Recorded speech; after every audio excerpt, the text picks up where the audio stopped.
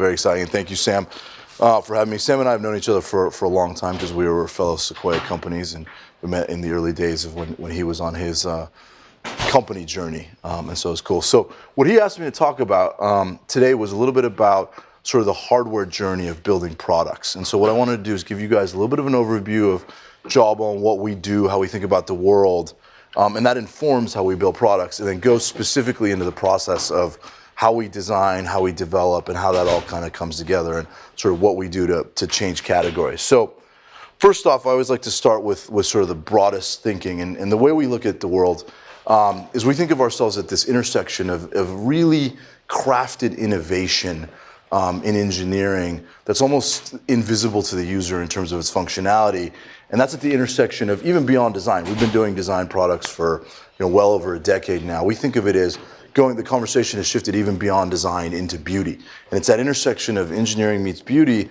and the whole point is to help people with a better life with technology. And largely speaking, we do play in this world of what everyone's talking about now as the Internet of Things. We were there much longer before there was such a moniker. And the way we think about that is it's smart devices that have computing power and connectivity with sensors in them that are measuring all kinds of things. They're wirelessly connected and they're all talking to you. And we started on this journey really, really early, right actually out of engineering school here. And we were developing core technology. We decided to build consumer products around that. Our first consumer product was the headset. We sort of created a headset that became a wearable computer. It was the first Jawbone headset. That was when we started thinking about wearable computing. We then invented the wireless speaker space around Bluetooth audio, and I'll talk a little bit about that journey. And then most recently, we focused our attention on sort of this whole wearable health revolution and using a lot of the sensors that we did in the first generation of headsets and applying them to other parts of the body to understand more about users. So our view of this world, having been here for a long time, is that it's a little bit of a mess in the Internet of Things. Everything in the world is smart and connected, and everything has an app built to it. That doesn't mean that it's easy for users, right? Your microwave, your refrigerator, your car, your Xbox, your Xfinity, Comcast, everything has an app. It doesn't talk to each other. It's really confusing for the user. So we think that there's a desperate need for an organizing principle around all of this. And this is sort of the core of when we start to think about how we build and opportunities to sort of create products. We think about where is the world going. And so if there is going to be such a world that everyone's talking about around the Internet of Things, which is happening, you do desperately need these organizing principles so that it's easier for users to understand how to come in and interact with these services. So we think the thinking needs to shift from being less about the actual things to being about the individual user. And so ultimately, when everyone's talking about wearables, and you have things like Google Glass, and you have the stuff that we do, and Apple Watch, and all this stuff, ultimately what we believe is that when you have things that are on your body 24/7, they become this kind of perfect context engine for everything in the world around you, right? So my phone is not on me, it's in my jacket or sometimes on the charger, but my app is on me, and it understands everything that's happening with me. It's tracking my heart rate, it's tracking my respiration, it's tracking all these different things. And when I say context engine, I know I can tell the smart thermostat, my Nest, that I'm hot or cold. That device doesn't have that understanding. I can tell it's hot, that device I'm hot because I'm sick, I went for a run, it's hot outside. I can tell your car that you're falling asleep, that you're agitated or irritated. So this is ultimately where we think the world is moving, is that wearables are going to be the center of this revolution around everything being connected and smart, and they're going to drive what a lot of those interactions are going to be and how they're going to work, right? And so that's sort of the first principle that we think about when we start to think about, okay, where are things going and what should we build, and how do we think about new categories, right? So in order for the vision of what we're talking about to happen, you actually need to be great at almost everything. We need to be great at what we call the full stack. We have to be amazing at building hardware.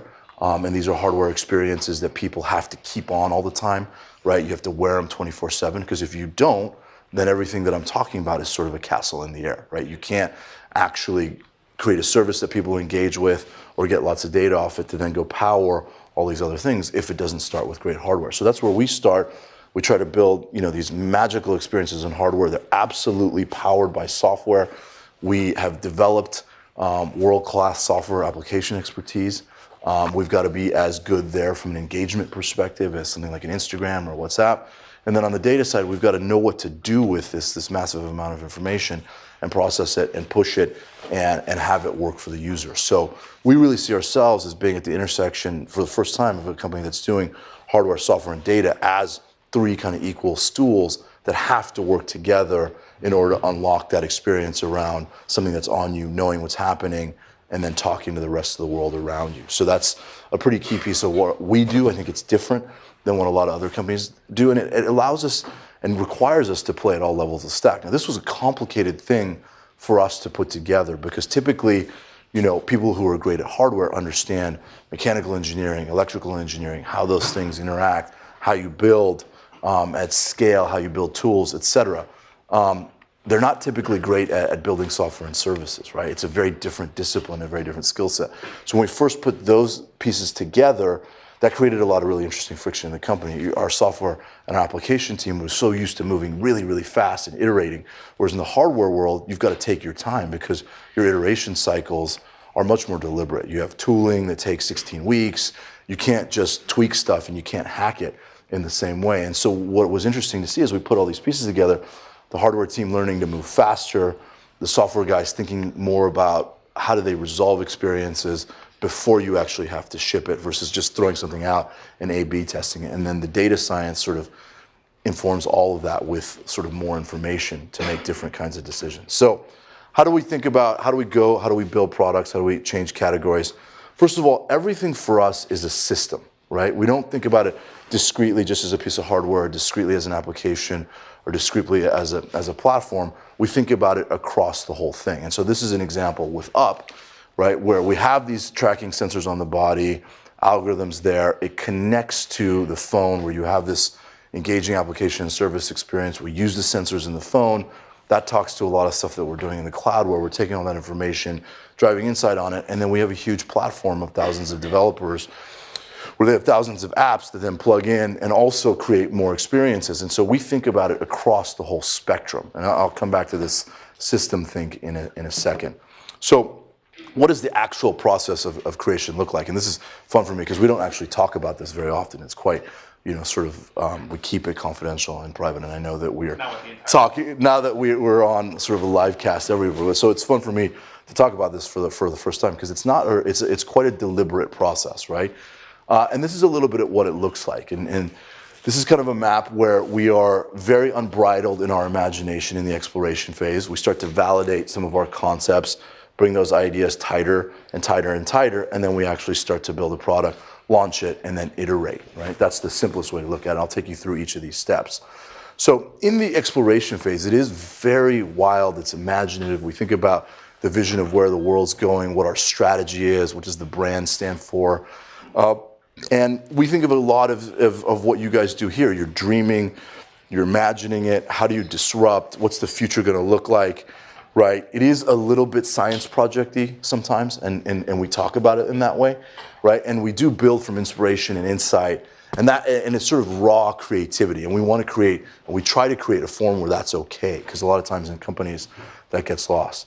And then when we start bringing it to early validation, I always say, like, look, everyone, when you're doing this stuff, you have to now take those concepts and prove them a little bit like you do a PhD thesis, right? Where you have your conclusions, you've done your empirical data collection, and you start to say, hey, look, here's where we see it going, here's what it's going to do, right? And you outline the story. And then once we've sort of signed off on that phase that we think, okay, you know what, this theory's right, we start to go into a concepting phase where we start to really think about what is the experience and what's possible. And this is another interesting opportunity for innovation at a more specific level of how this thing will come to life or what it is and how would we sell that experience and how would we tell that story. And then we decide that it's a program and it goes into a heavy planning phase where we start to look at and say, okay, we're doing this, we've got to ship it, there is no turning back, right? What are the trade-offs between all the creativity and all the ideas we want versus what does the physics dictate, what do battery power or all the different constraints that we have and start making those trade-offs and start to look at how do we pull that together. And then we move into a development phase where it's a handoff between various stages and really various functional teams in the company, and you pull it together and you're solving problems as you go implement this, and you launch it and you learn and you see what users think, and then you start to think about where does this stand in that experience continuum that you've been imagining where the world's going to go? What have we achieved? What haven't? What have we learned from our users? How does that change what we're thinking? And then we start right over again, right? So that's the broadest way to think about it. A little bit deeper on the exploration phase, right? So it is very much like a building and tinkering process, right? And a lot of it is driven by what we call Demo Fridays, where people kind of have an opportunity to go showcase their work, because we find that that's a great way to pull it together, pull it in a form that others can consume it and give feedback, right? And it is a show and tell. Obviously, hackathons are a big part of it. There's lots of data that gets driven, and it's led by our strategic development team, which is traditionally called sort of an R&D team. And there's participation from product and engineering, both hardware, software, but they're sort of taking a back seat, and they're looking at what these explorations are, right? And the executives in the company at this phase are more of a sounding board. They're there to poke and prod and tell people, hey, think about this, or did you try that? How does that work, right? So, and in this phase, in order to move to the next threshold, we think about it literally as, hey, would I give this guy 50 grand? It's a little bit like an angel investment, right? Would I give this guy 50 grand to go explore this and see if there's a there? Is there something to do? And our CTO is a sort of final decision maker. He gets to sort of pick those things internally and say, you know what? I like all the feedback. This is the one I want to go chase down and see what happens, right? So then we get into this validation phase, and this is where it starts to get really interesting. Still led by R&D, but they're really poking at it, and they're saying, how does this work? We have these leadership meetings with the broader cross-functional team. I have to show results. I have to go through a scientific process to outline, why this works. Why is it going to happen? And you'll hear, this is really when we start formulating a really important tool that we use in the company, which is what we call whys, defining the why are we doing this? Why does this exist? What problem does it solve? I'm going to come back to that deeper in a minute, right? And so at this point, it's still an R&D lead, but this is when a lot of our industrial design team, Yves Bahar and a few project guys, they come in, they start to think about, okay, how can I pull this concept into something physical if it's hardware? And how's that going to interact with the rest of the pieces of the system? Our product experience team is still also driving a lot of the core values and what the storyboarding is, but it starts to become a lot more real. And this is when we start thinking about, okay, how would we build this? How expensive it is going to be? What's the budget going to be, et cetera, right?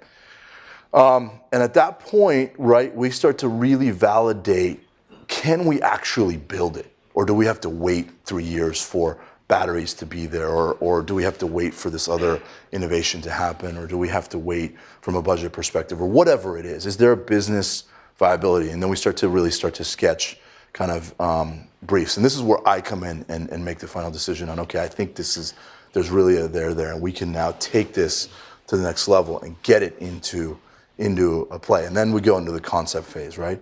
And this is now when the responsibility shifts from the R&D folks to what we call product experience team. And the way we think about product experience at Jawbone is sort of what everyone thinks of as sort of conventional design. So from industrial design to, software design to audio design to, anything in that touches that experience. We have writers on that team, storytellers. We have, ID people like Eve who are, genius creatives. We have amazing, app-level designers, graphic designers, everything. It's all in one team, and we call that product experience. And their job is sort of from bits to atoms and back and all the way through to unify as one organization. And that's when they sort of take a hold of this, and they start to really kind of work out what is, and this is what we call when you're starting to really drive the whys, right? Thinking about what's possible. There's a lot of innovation and creativity now in the actual implementation of how we're going to build and create a product. And we start to say, like, what are the most important things in that product? What are the most important problems we're going to solve? We call them hero experiences, right? What are we going to do? What is the bar that will be acceptable, et cetera, right? And at this point, we start to really resolve what we call these whys, which I'll show you again in a minute. And why is that different from what anyone else has done? From the competition, from the category, and then where does it go, right? We don't like to do just one-off things. We have to see a broader vision, and this is part of that creation experience. Is we look at where do we think the world is moving, and how is this thing going to be a stepping stone to that ultimate end vision? And that's where the roadmap starts to get fleshed out. Again, I have the ability here to come in and sort of be the final decision maker with my team and say, yep, we're going to move this to this next phase. And here is also where we look at some of these things And when I get into some of the specific examples, we have fast track programs, right? So we took, for example, the Jambox when we were in this phase, and we said, we're not going to go through the other phases, we're going to go straight into the development process, right? Because we want to get this thing out, we want to test it in market and move really quickly. So we have the ability to sort of circumvent our own process now and say like, okay, let's go really rapid and fast track it and recalibrate kind of the go-to-market possibilities, right? So this is when we, after this stage now, it shifts from that product experience team to our product managers who are really defining the business plan. When's it going to launch? When's it going to get into the retail calendar? What is the software release cycle? Really prototyping, actually starting to feel it. And you're starting to make, as I call, a lot of those trade-offs where like, okay, we wanted to build this, we can't do that, but here's what we can do. We want it to be this way. We have to, we want these functional experiences, but we're going to sacrifice battery life. Whatever it is, that's where we start to really kind of pull those decisions and start looking at it. And it's really a big juggling act, frankly, at that point, right? And so the product guys are driving that. And that's when, again, we sort of look at and synthesize all of what we've put together and we say, okay, does it actually cross enough things off our list? Does it meet that minimum viability, right? Because we always start with a very, as you can tell, like this very big wish list of what's possible and what we can do, and then we start to whittle it down and say, does this cross enough of the value threshold that we think that it's worth pursuing, and now can actually move it into the development phase where, again, product management continues to lead it, but now you're starting to really get deep, and this is where engineering comes in and is really starting to sign off on like we can build it, here's a time schedule and how we ship.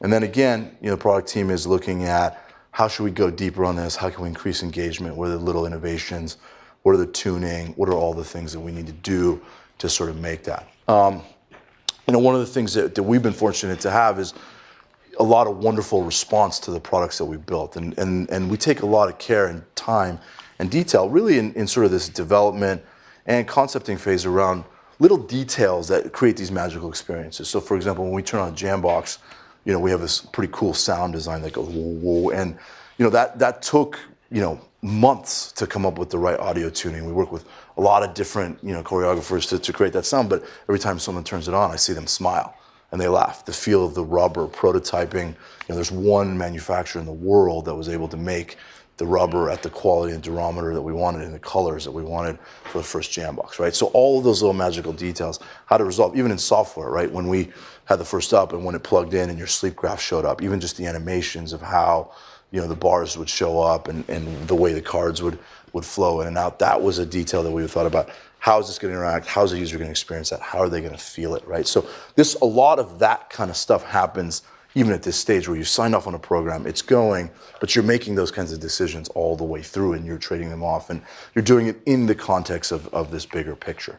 So, and continued innovation is an opportunity to keep refining and keep doing all that stuff. So how do we think about it now, kind of at a broader level? Sort of what is the framework for how we think about these signature experiences? Well, we do start with these whys, right, which is that articulation of the problem that we're solving. And then the themes around how these become actionable concepts, right? And then there's what we do is we build these cross-functional pods that take a person from the product experience team, a person from hardware engineering, a person from software engineering, a person from the data team, and we put them together and they're kind of a person, this is the pod that owns that theme or that track, and they continue to sort of build that out against the hero features and then side features, and how we put that together. So I'm going to go in now into more specifics around what we call these whys, because this is where I spend a lot of my time really asking the question. And what it does is it serves as a really interesting framework for us to be able to come back and say, hey, do we meet those questions that we asked? Does this thing actually do it? And it serves also as a really good guidepost for a lot of our creativity and a lot of our innovation, so that's not unbridled, right? So it really comes down to a very simple question for us, which is, what is the user problem that we solve through this experience, whether it's in hardware, software, data, platform, whatever it is, that once we solve it, people can't live without it, right? They may have an absolutely burning need to go solve this problem and they can't, they're looking for a solution. Or it's things like, that once you have it, you never thought you needed it, but now you can't live without it, right? And again, the Jambox is a great example of that. We did, we talked to some people when we were thinking about making that product, and it was interesting because, little story for you guys, when we launched the Jambox in the fall of 2010, the market for wireless speakers as a percentage of the overall speaker market was 0%, right? 0%. Last Christmas, which was Christmas of 2013, it was 78% of the market, right? And so in a few years, we were able to transform this entire industry that had been around since the 50s and 60s, turn it on its head. And if I had gone out and asked a bunch of people, and I said, who wants a $199 speaker for your mobile phone? I guarantee you that in that focus group, 0% of those people would have said that I want that thing, or I need it, or that I'd be willing to pay for it. But yet when we did it, it transformed an industry, right? And so and this is where these whys become super important, is just really focusing in on what you're doing, right? And I'll go through one example in the audio space, which is the Jambox example in audio, and then I'll take you through a little bit of how we did it in UP, in particular UP 24. But it starts with what we call kind of our category strategy, and this is the sort of experience framework, right?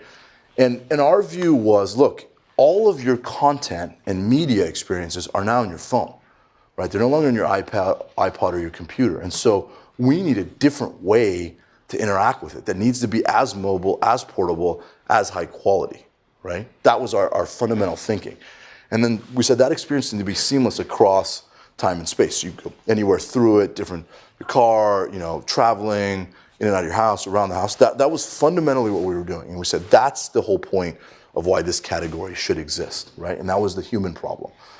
And then we said, okay, what's in it for Jawbone, right? Why should we do this? And so if you think about that broader macro context that I was talking around the Internet of Things, for us, this was our entry into your home, right? And so while everybody talks about all these new things in your house, from lights and thermostats and cable boxes and fridges and smoke alarms or whatever being connected, media is still the killer app in your house. It's where we sell millions and millions and millions of units, right? So we said, well, speakers can be our entry into that world that's around you. And it can be the hub of things that we want to do from a software and service perspective in your home. So there's this interesting strategy, both at solving a user problem, but then why does it matter to Jawbone? So those two have to go together because, A, we're not in, philanthropic, not-for-profit industry, but B, if you do this well, it allows you to keep doing great products and allows you to keep moving forward and doing interesting things. So that's sort of how we put that together. And then we built this sort of what we call the experience continuum is, where is it today, right? And when we started, it was a Bluetooth speaker, right? That was the core enabling technology that allows us to connect to stuff. Where do we think that it's going to go tomorrow? And then what happens when we can dream in the future? Right? And we start to really try to live in tomorrow and the future, and then start to think about what we build today as a stepping stone to graduate users starting in one place, continue to move through that. And that gives us a view of how we also make these trade-offs, right? Because we say, we're not going to put this into this product, but we got a space for it in the next one, and we know that we can move users to that, and they'll be ready for it, right? And that's a lot of the way we build stuff, is we sort of define that experience continuum, right? And then we do talk about this a lot. We don't think of ourselves as a hardware team or software team or a data company or whatever it is. We think of ourselves as an experiences company, right? It's not just about that physical device or the feature, the object. It's about the system. It's about how the pieces come together. And so when we start to define these whys, they become the problem statement. And we say, okay, how do we use a piece of hardware? How do we use a service in the cloud? How do we use an application, a sound, a button, to solve this user experience problem that we have? And what's the right distribution across that system of where you should attack the problem, right? And where do we need to innovate and where do we need to pull it together? So that's a big, big, big part of the thinking that helps us do it, right? And, it's when we think about these hero experiences, right, we say it's really around the context of why it's magical to the user, right? And then, like I said, the system is a flagship. And then it has to go to a level of emotional connection, right? Where you feel without it, you're lost. Like, I'm going to go back home and get it if I don't have it, right? And so those are the kind of principles that govern all these things. And we have to keep asking ourselves those questions. Is it doing that? So we pull this all together in experience framework.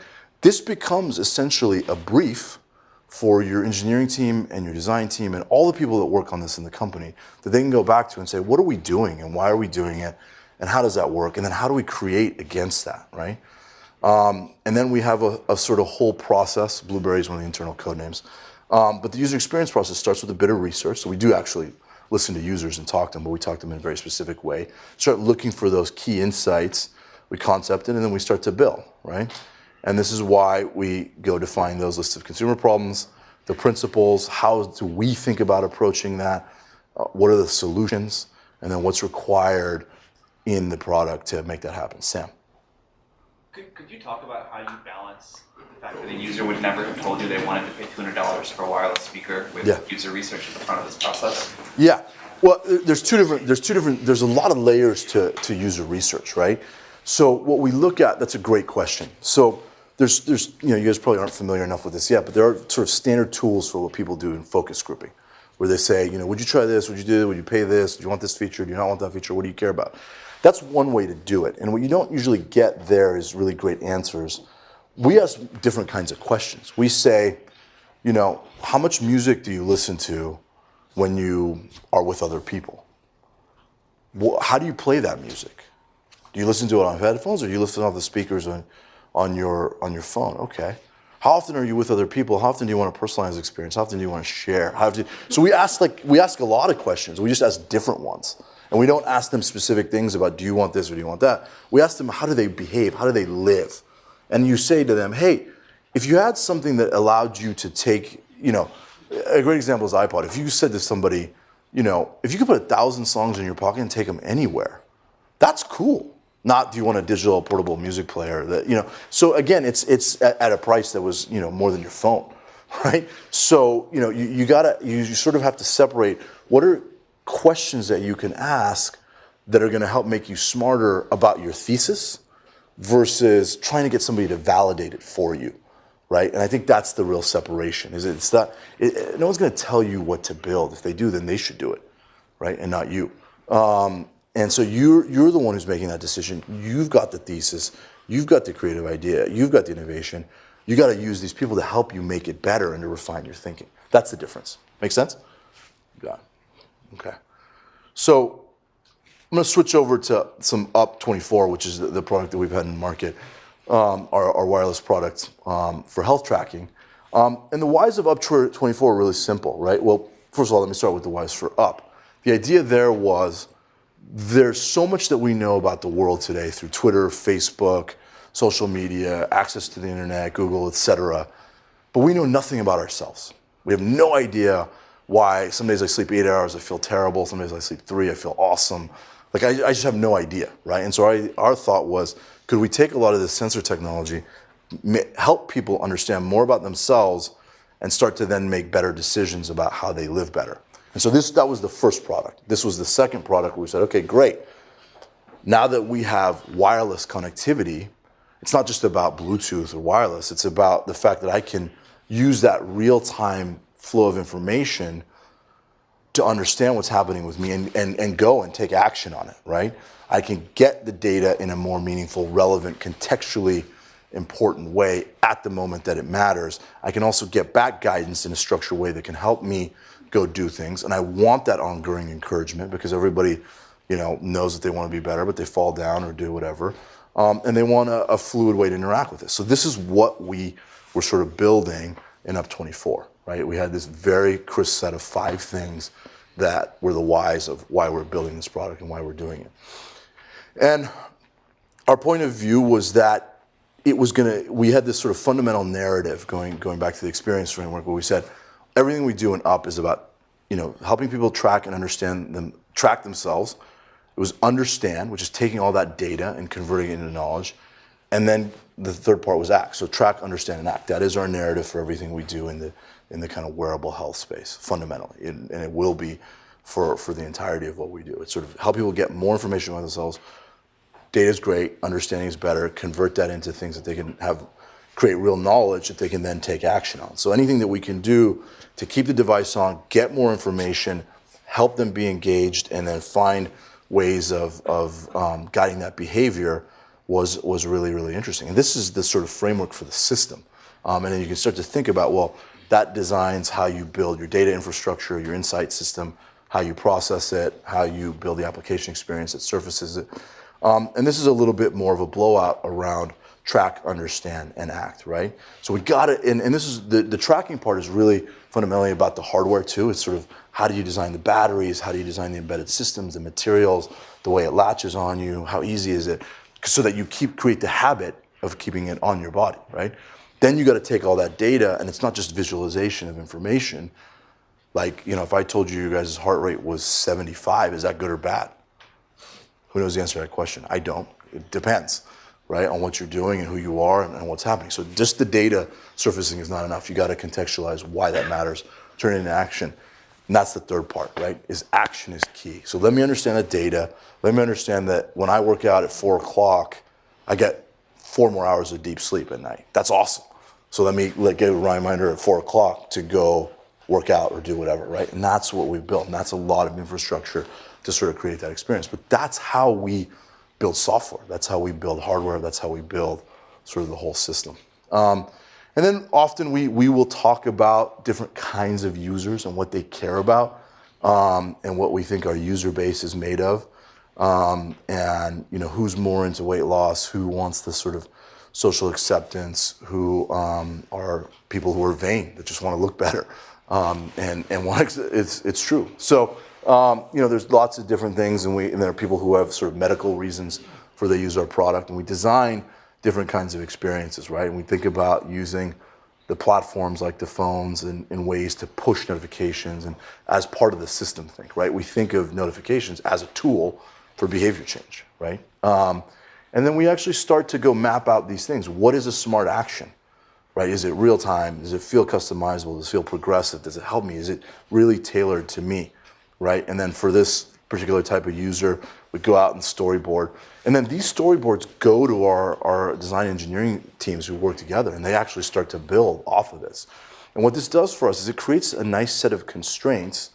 My experience has been constraints are really great because they serve as opportunities to resolve, to refine, to simplify, and push you to find the right answer that it will solve a user problem in the simplest way, right? And so we create a lot of those constraints around what we're doing.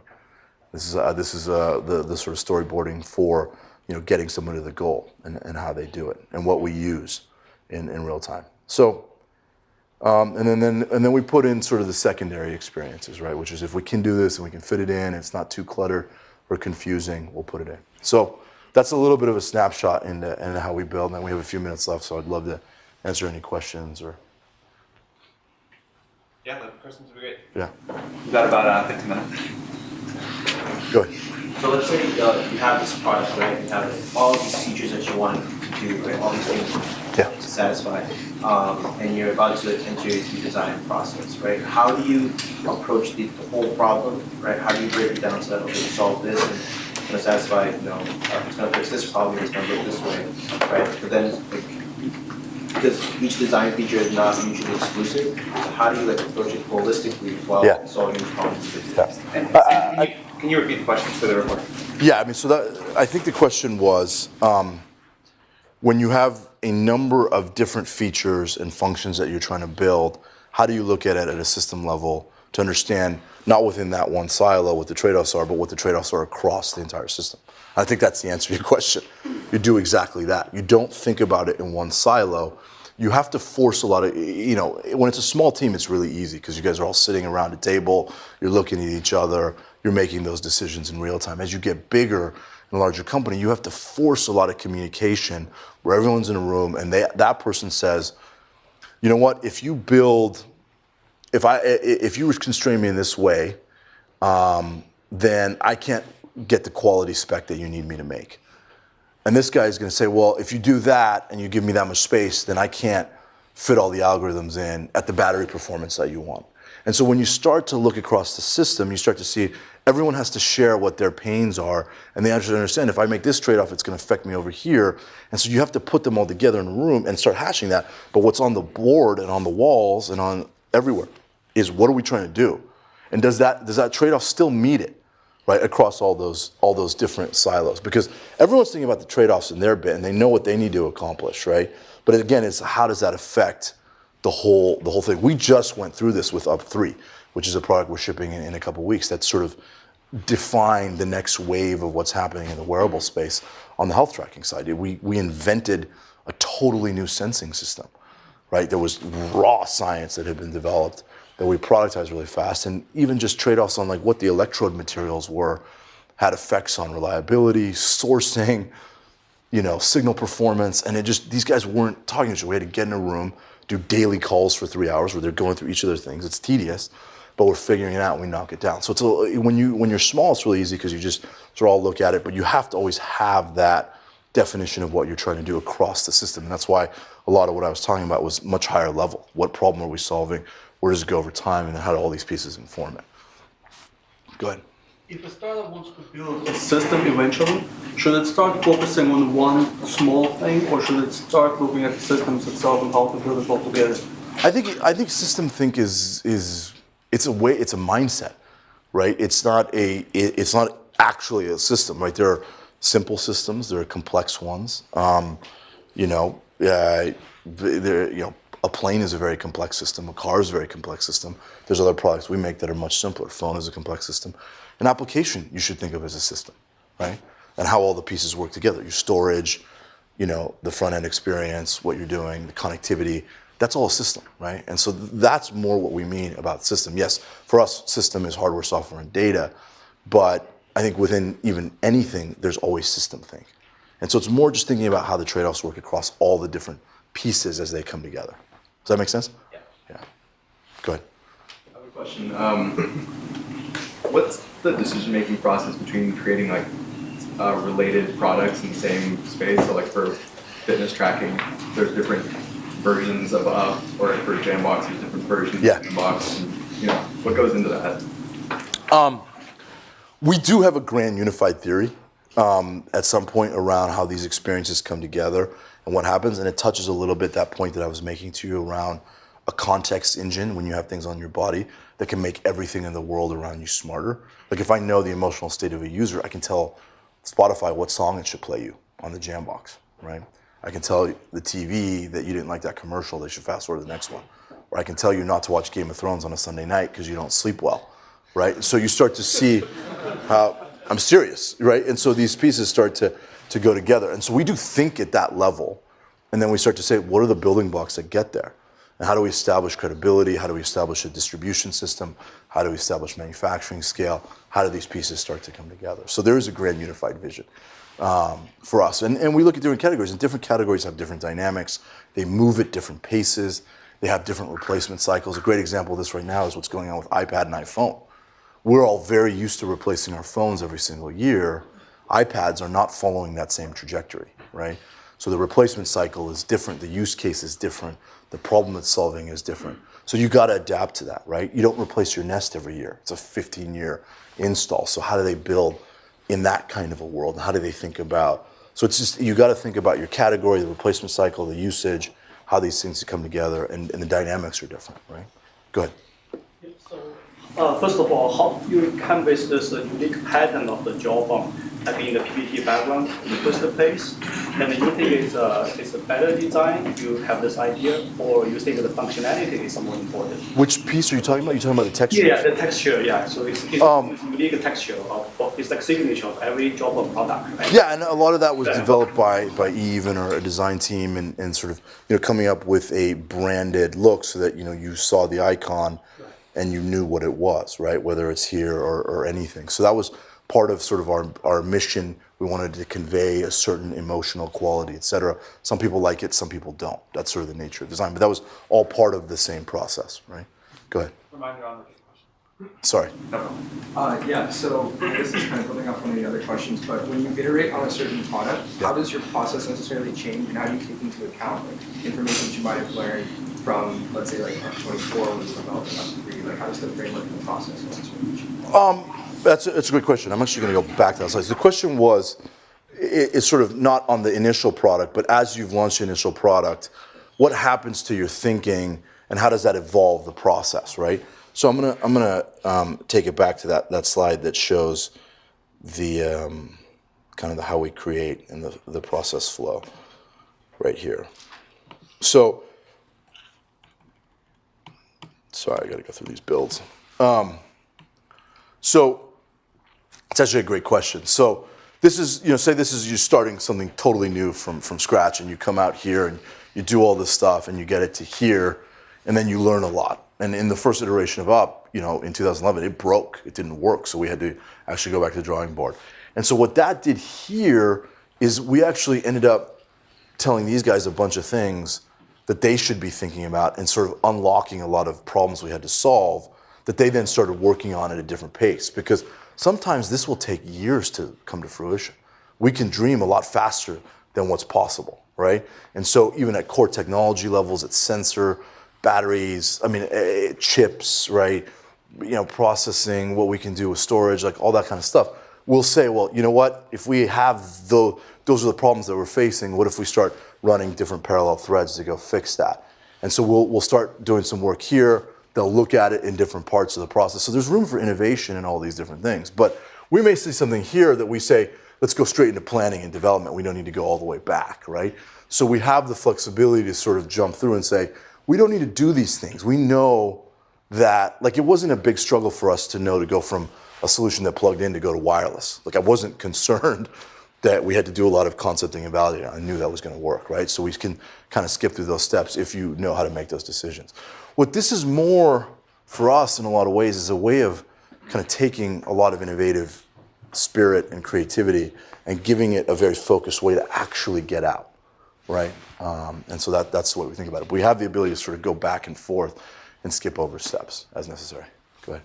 I'm just curious, how large is JobRun now in terms of the number of employees? And then as you add more employees, what were some of the kinks that you encountered of having, not just a group of 5, but more people working on one project and then everybody getting heard, or some of the organizational tools to facilitate that? Yeah. Smooth, That's a good question. So the question is, how big are we?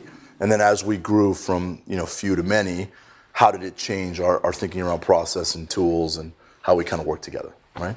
So we're about 500 people, and we have a very remote setup. We've got an office in Sunnyvale, headquarters in San Francisco, office in Seattle, Shanghai, Pittsburgh, London, and so we have a very distributed team that poses a lot of interesting communication challenges, but also allows us to get where the talent is and where there are interesting people in specific areas that we're doing. I would say the single biggest thing that we continue to always try to get better at is that communication between all these different people working in different ways and forcing them to sit at the table and say, here's what I'm working on, here's where my trade-offs are, this is what I think it should affect you, listening to other people and sort of understanding it, and then remembering that we are building this system and here's what happens when all the pieces come together, and then how do we solve problems. But it's a lot of that, forcing that communication and doing things like I literally on Up 3 have a daily call that's 2.5 hours with the entire team, from materials, sourcing,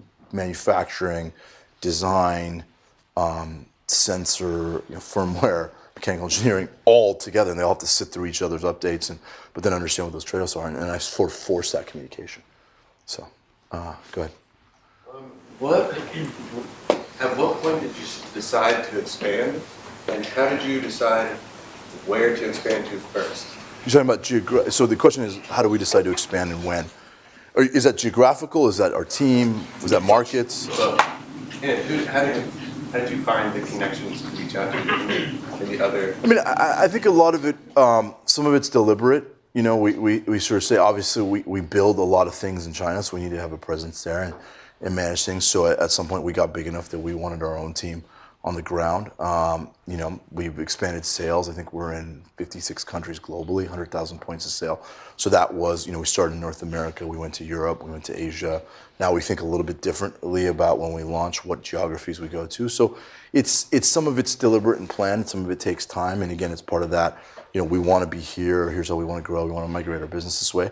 And then a lot of it is also opportunistic, right? There are markets that we've entered where, we had a really good partner, or we had a really, strong proposition, or the culture was really well suited to what we were doing. For Up, China's a huge market for us. We went in with Apple in Apple stores, and that was a great stamp of credibility, and we sort of rode that wave. So, again, but we knew we wanted to be in China, and that was a great entry point for us. So I think it depends on what you're doing specifically and what's appropriate for that situation. Go ahead. Why haven't you made any headphones? I mean, for us, like any category, I get asked about a lot of different things. Headphones is sort of one. For us, it's like, when we come into a space, we want to blow it wide open and make sure we have a proposition that makes it better for the user than what's there today, and make it better in sort of an order of magnitude or 2 order of magnitudes and do stuff. So sometimes the market's not ready. Sometimes the technology base isn't ready. Sometimes we're not ready. We don't have the right capabilities to synthesize and pull those pieces together. So it's a combination of factors, whatever the product or the category is. Right. All right, one more question. Go ahead, in the red sweater. Yeah, hi. For a hardware company or system company, the product development cycle is always a headache. Sam mentioned one early capacity. We'll try to run a hardware company like a software company. I was wondering if there's anything you can share there. Are you trying to run Jawbone more like as much as close to a software company to give user feedback along the way in your development process? So I think the question was, hardware companies are sort of hard to run. They're different from software companies. How are we trying to run Jawbone, right? I would say there's no model for what we're trying to do. It's never been done before. So we feel like we're at the tip of the arrow. We're putting together disciplines that have never had to work side by side to create experiences. It's very painful sometimes. It's very fun. We try to take the best of everything, try to take the best practices of what make rapid software iteration, testing and development, deployment, try to apply that to hardware. We try to take the resolution that you require in hardware and apply that to software design, because web software is very different than mobile software. And it turned out that building mobile software was actually a lot more like building hardware, where you actually had one shot and you had to get it right out of the gate. So we try to take the lessons from each place and make ourselves really good. And that's my job, and that's the job of some of the other senior leadership, is to look at those opportunities of how you kind of take the best of everything and put it together. But I don't think there's ever been a company that's been equally great at hardware, software, and data, and that's what we're trying to be. So, do one. Thank you very All much. right, thank you guys. Good.